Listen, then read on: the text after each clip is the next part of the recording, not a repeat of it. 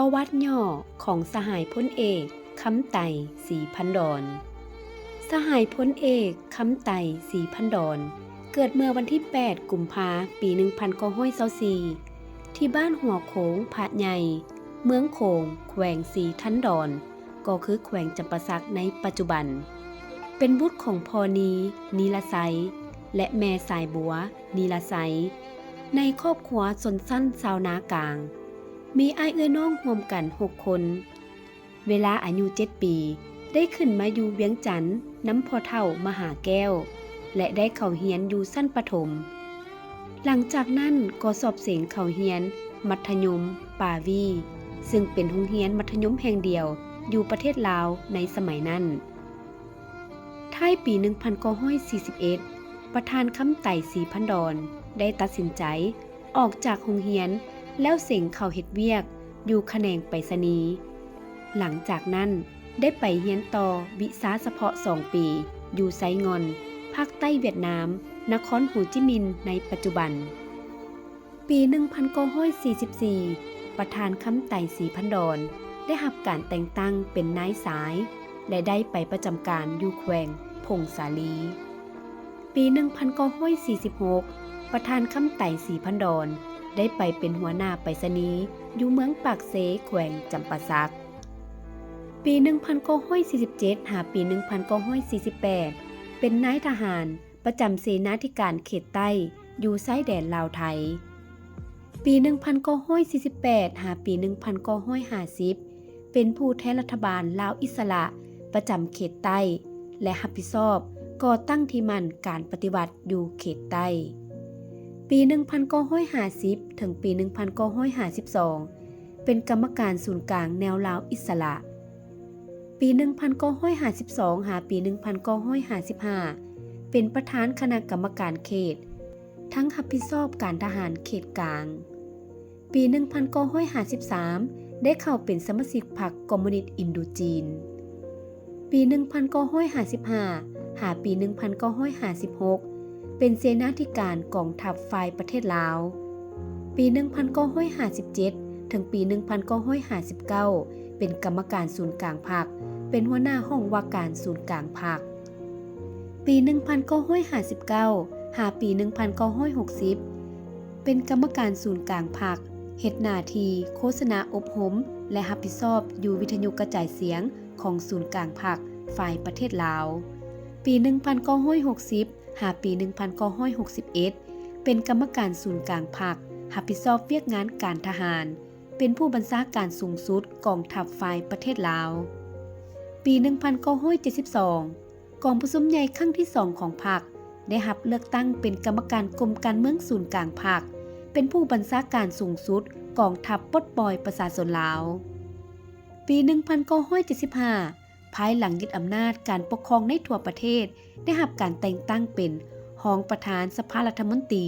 เป็นรัฐมนตรีกระทรวงป้องกันประเทศ ทั้งเป็นผู้บัญชาการสูงสุดกองทัพปลดปล่อยประชาชนลาว ปี 1982 หาปี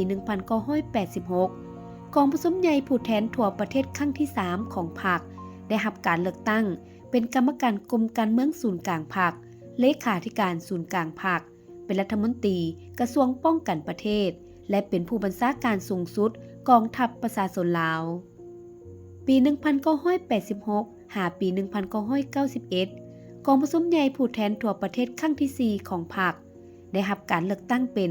กรรมการกรมการเมืองศูนย์กลางพรรค เลขาธิการศูนย์กลางพรรคอีกเทื่อใหม่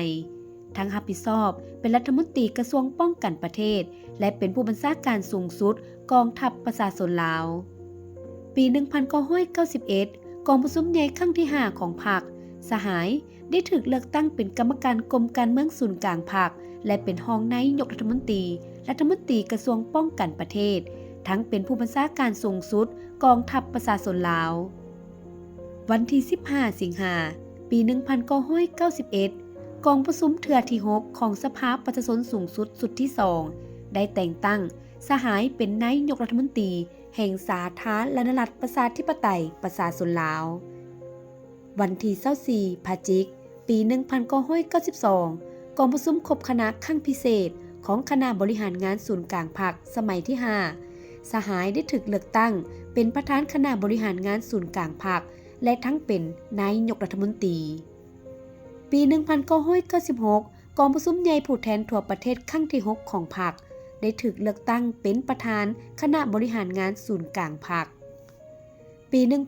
1998 ได้รับการเลือกตั้งเป็นประธานประเทศแห่งสาธารณรัฐประชาธิปไตยประชาชนลาวปี 2001 ถึงปี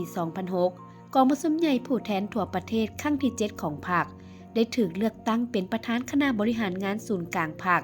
ทั้งเป็นประธานประเทศแห่งสาธารณรัฐประชาธิปไตยประชาชนลาว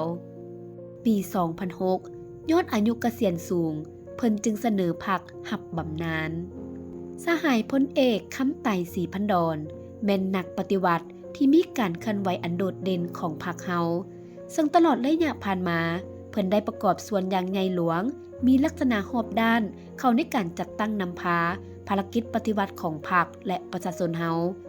สหายพลเอกคำไต่ศรีพันดรแม่นนักยุทธศาสตร์ที่มีวิสัยทัศน์ทางการเมืองและการทหารอันกว้างไกลสามารถตีราคาและคาดคะเนการผันแปรของสถานการณ์เพื่อเป็นเจ้าการในการแก้ไขเพิ่นกลายเป็นเพื่อนร่วมรบที่ใกล้ชิดและสนิทสนมที่สุดของประธานไกรสอนพรหมวิหารและเคียงบ่าเคียงไหลกับผู้นำพรรครัฐคนอื่นๆในการค้นคว้ากำหนดแนวทางแผนนโยบายและยุทธศาสตร์ยุทธวิธีปฏิวัติที่ถูกต้องสอดคล้องให้แก้การปฏิวัติลาวในแต่ละระยะสหายพลเอกคำไต่ศรีพันดรเป็นหนึ่งในบรรดาผู้นำของพรรคเฮาที่กำคันทุงแห่งความสามัคคีเป็นเอกภาพอยู่ภายในพรรคและในทันแถวปฏิวัติทั้งเป็นสัญลักษณ์แห่งความสามัคคีเป็นปึกแผ่นของทั่วปวงชนลาวทั้งชาติมีความเคารพและปฏิบัติอย่างเข้มงวดต่อบรรดาหลักการแห่งการจัดตั้งเคลื่อนไหวของพรรคมีจิตใจเอื้อเฟื้อเผื่อแผ่ต่อหมู่สหายและต่อมหาชนเด็ดเดี่ยวต้านทุกปรากฏการณ์ที่ฝืนกับหลักการและระเบียบวินัยเพื่อปกป้องความปลอดภัยของพรรคและก่อสร้างเพื่อนสหายให้มีการประพฤติปฏิบัติที่เป็นแบบอย่างจึงเฮ็ดให้เพิ่นได้รับความเคารพนับถือและเชื่อมั่นจากการจัดตั้งและเพื่อนสหายอยู่อ้อมข้างตลอดมาด้วยคุณงามความดีของสหายพลเอกคำไต่ศรีพันดรพรรคและรัฐได้ย่งโยสรรเสริญด้วยเหรียญไซเหรียญกาประเภทต่างๆเช่นเหรียญคำแห่งชาติจำนวน2เหรียญเหรียญไซพิละอาจหารสั้นหนึ่งจำนวน1เหรียญเหรียญไซปฏิวัติชนะเลิศสั้นหนึ่งจำนวน1เหรียญเหรียญกาต่อต้านฝรั่งจำนวน1เหรียญเหรียญกาต่อต้านอเมริกาจำนวน1เหรียญเหรียญกาละนึก70ปีของพรรคจำนวน1เหรียญนอกจากนั้นยังได้รับเหรียญดาวค้ำเหรียญไซและเหรียญกาต่างๆจากประเทศเพื่อนมิตรจำนวนหนึ่ง